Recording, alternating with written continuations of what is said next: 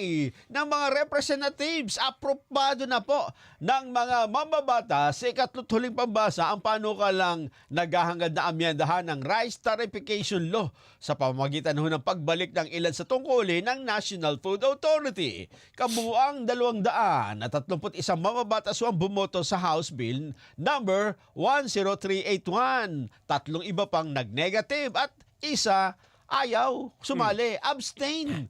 Kung magiging batas ho ang panukalang ito, ibabalik ang Price Stabilization and Supply Regulation Function ng NFA.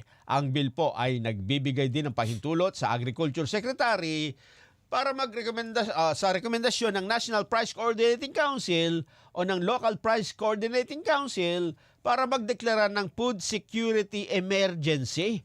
Yan ho'y dahil sa, halimbawa, una, kung merong shortage sa supply ng bigas. Pangalawa, kung merong tuloy-tuloy na tumataas na presyo ng bigas.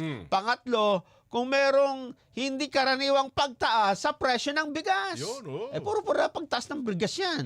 Ang panukala ho'y magbibigay din sa NFA ng kapangyarihang i-regulate ang foreign investment sa bigas at mais. Ang Rice Tarification Law na naging batas sa panahon pa ni dating Pangulong Rodrigo Duterte noong 2019 ay pinapayagan ho yung unlimited entry ng imported na bigas sa bansa sa mababang presyo dahil sa malaking supply. Malaking supply, mababa daw ang presyo. Ayun. Pero ang problema, mataas din.